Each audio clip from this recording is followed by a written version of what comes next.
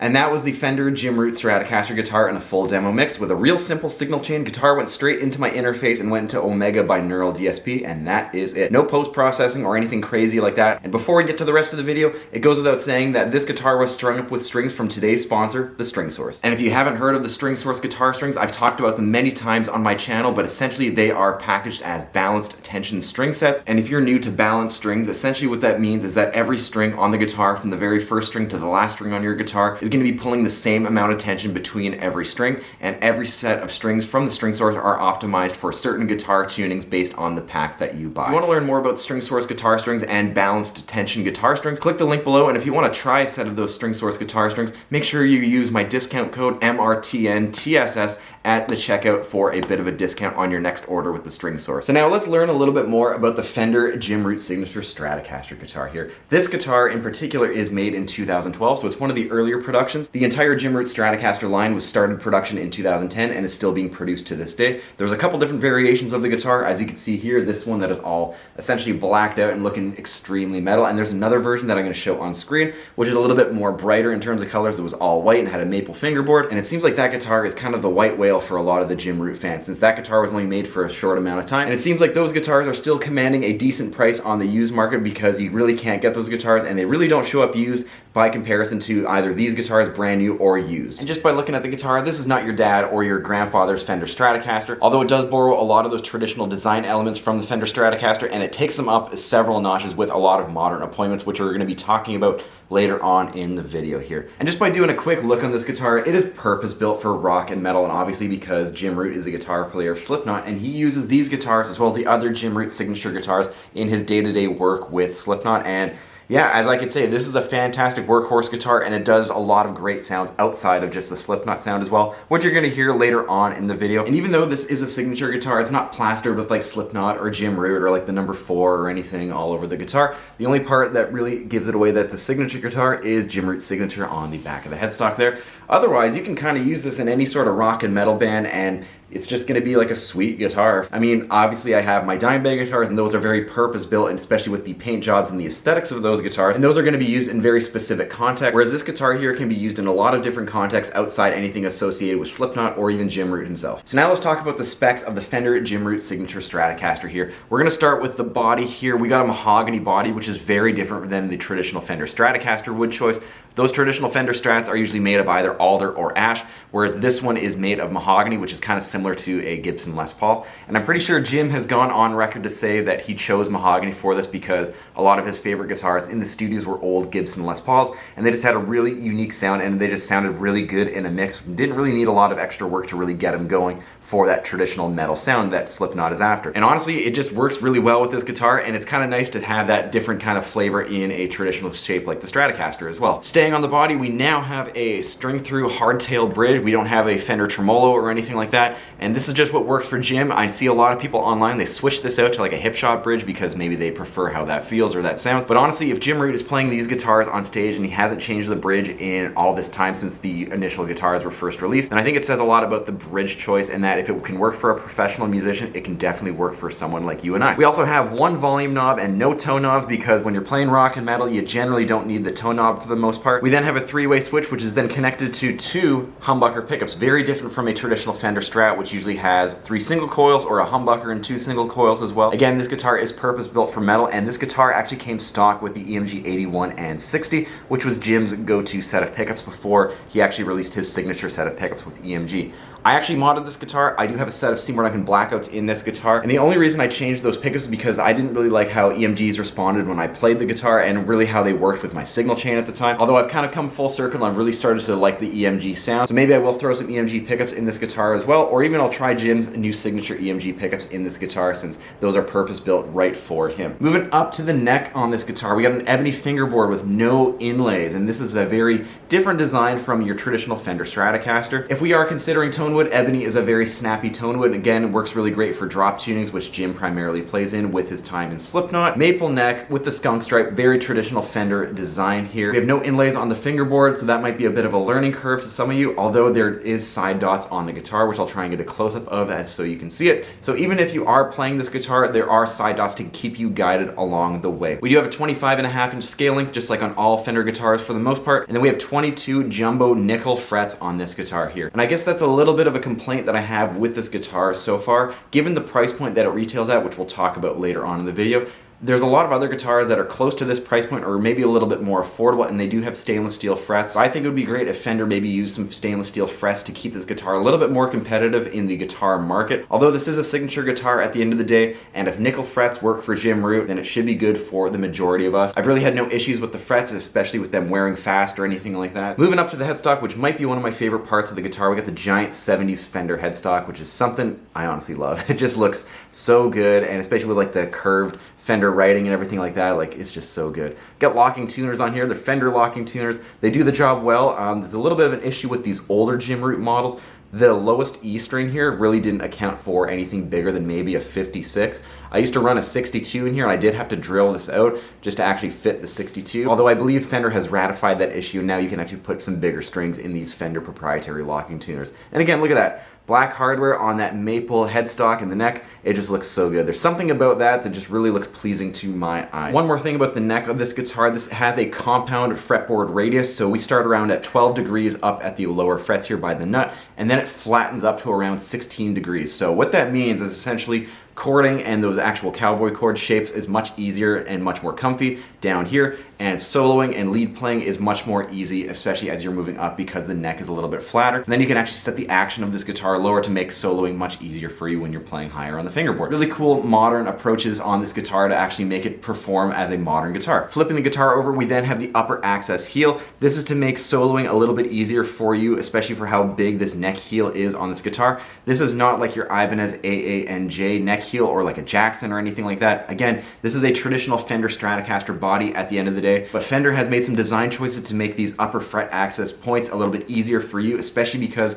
this is a purpose-built rock and metal machine, and obviously if you're going to be playing rock and metal, there's going to be some solos in that music as well. And if you actually want to get to those upper frets with ease and play up there a little bit more comfy, Fender has actually shaved off this heel to make that a little bit easier for you. And a couple final little details here. This guitar comes from the factory with strap locks, which is a really nice touch as well. And something that's very unique and something that I actually really like about this guitar is actually the way the guitar is finished. As you can see here, this is a satin finish, and just from the light shining on it, you might be able to see a little bit of glossing or anything like that, because this guitar and a lot of these Jim Root guitars really show where you play on the guitar. And I think that's super awesome, because if you keep this guitar for a long period of time and maybe it actually looks like Jim Root's like personal Fender Telecaster or maybe his personal Stratocaster, you could see where you've played and actually kind of see all the different memories that you've made, especially if you've taken this guitar to many different places with your band or in your own touring schedule. So I think that's pretty cool, and it kind of makes the guitar a little bit more personal in that sense, which is something that's really unique about these guitars here. And that's going to do it for all the features and the specs on the Jim Root Stratocaster guitar here. Once again, these are great workhorse guitars, and especially if you really like that vintage modern design, and especially if you really like Jim Root or Slipknot or anything like that, these are fantastic guitars to potentially add to your collection. But with all that being said, let's hear the Jim Root Stratocaster with some isolated guitar tones.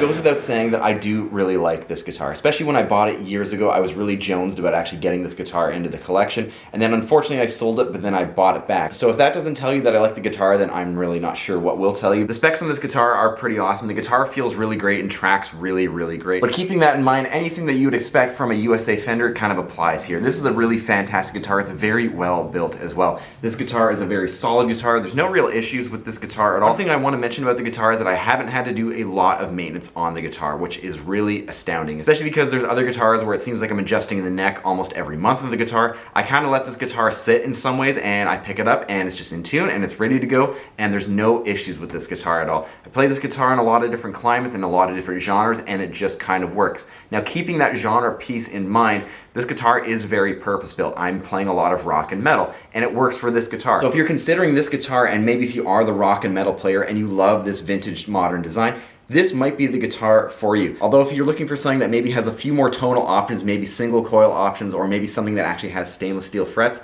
there's going to be other guitars that probably do that better. Although this is purpose-built for Jim Root, who uses these guitars in Slipknot. And this is what works for him in Slipknot. What works for him might not work for you, and that does not make this guitar bad at the end of the day. The only negative points I can actually comment about this guitar is probably the fret choice. Like, I would prefer stainless steel frets. As I said earlier, other guitars that are priced similarly to this guitar, which is around $2,000 at the time of filming, or even priced a little bit less, can offer you other features such as, you know, different kinds of pickups that maybe can offer split coil sounds, stainless steel frets, or even an Evertune, or even a Floyd Rose, or even more strings if that's in your wheelhouse. So at the end of the day, you really need to iron out what you're looking for in a guitar, especially if you really want those brand name pickups, or if you want an Evertune or stainless steel frets, because clearly this guitar does not come with those from the factory. You kind of have to find other outlets to get all that done on your guitar. So at the current price point, it might be a little bit hard for me to recommend this guitar brand new, as much as I do love this. I love the vintage modern design, and I love how great these guitars are and how great they're built.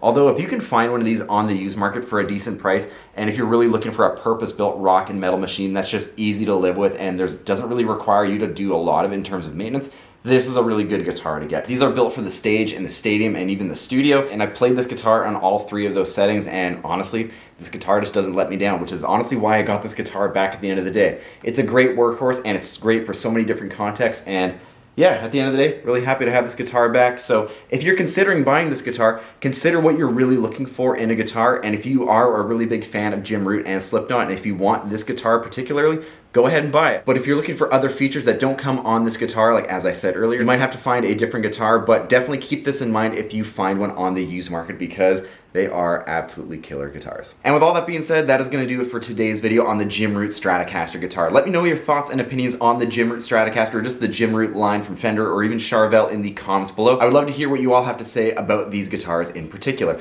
If you're new to the channel, consider subscribing. I have tons more videos like this on the channel, as well as going into other guitar related topics. And if you really love what I do, make sure you consider hitting that notification bell so you don't miss a single video that I upload. Thanks for checking this out, and I'll see you next time.